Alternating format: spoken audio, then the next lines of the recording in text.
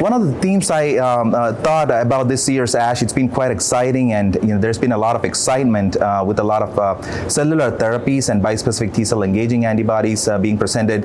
Even the last few years, we've seen CD20 directed bispecific T-cell engagers.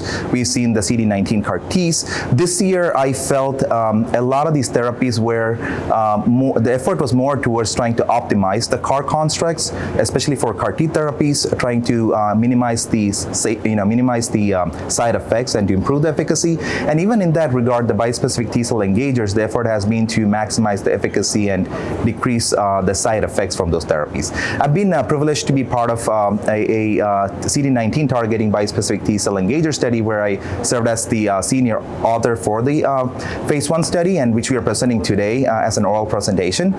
This was TNB-486, which is a CD19 targeting bispecific T-cell engager. In previous years, we've seen quite a few of the CD20 targeting bispecific T-cell engagers, and this will be the first in-human study of this TNB-486, which should later be called as ACD-486, as AstraZeneca has acquired this product. And we are presenting the interim analysis of the study as an oral presentation later today. The thing that makes this drug novel, when we think about bispecific T-cell engagers, there's a CD3 moiety which binds to T cells, and it attaches it to the CD19 on the B-cell lymphoma cells, and it forms a synapse between the two. Back in the days, we thought more activation of the T cells would elicit more response.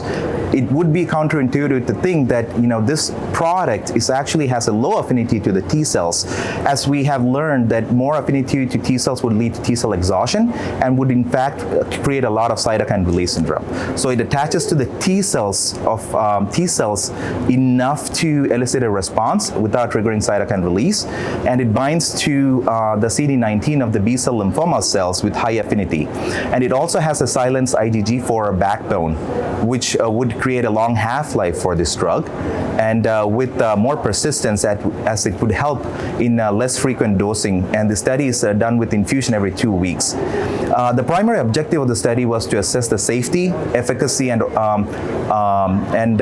pharmacokinetics of this drug in a phase 1 dose escalation fashion. The inclusion criteria involved patients with relapsed refractory diffuse large B-cell lymphoma, follicular lymphoma, marginal zone mantle cell, and chronic lymphocytic lymphoma with Richter's transformation. The study enrolled patients with 2 or more prior lines of therapy. One of the criteria the study used in specific was the patients would need to have CD19 expression either by flow or immunohistochemistry 50% or above.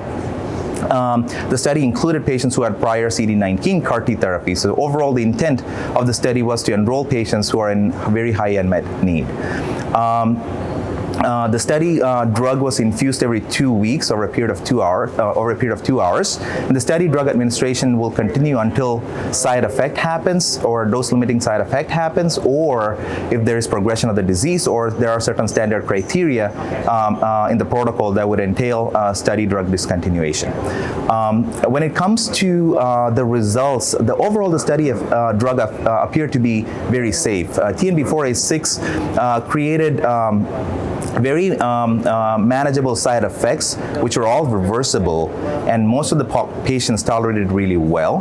The most common grade 3, grade 4 adverse events was lymphopenia, which happened in about 30% of the patients, and some neutropenia, which were all reversible.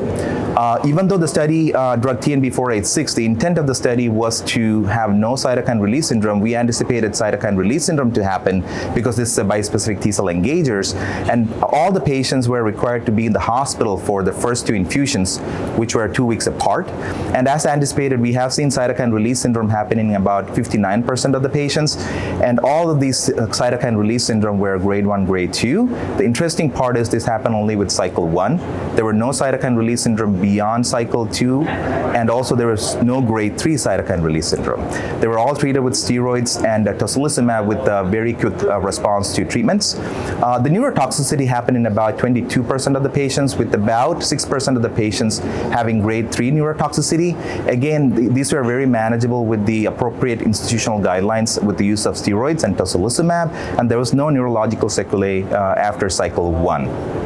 When it comes to the pharmacokinetics, we found out the T-half of the study drug is about 7.5 to 11.5 days, which would help to have it dosed every 2 weeks. In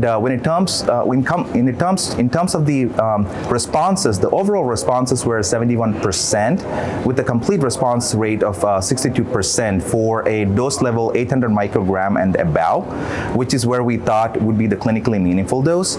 In follicular lymphoma, the response rates were seen to be much more higher at 85%, in fact 88%, with all these responses appear to be complete responses.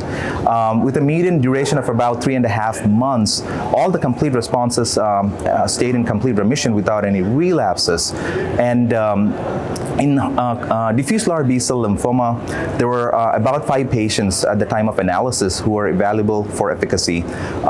And the overall response rates were 40%, with one patient having a minimal residual disease negative response, which interestingly was a patient who had prior 5 lines of therapy and had no response to prior therapies. There were 3 patients who had CD19 CAR T-cell therapy and refractory to it, and 2 of those 3 patients had a complete response, which is very encouraging to see. Overall, the study drug TNB-486 appeared to be very effective with manageable side effects.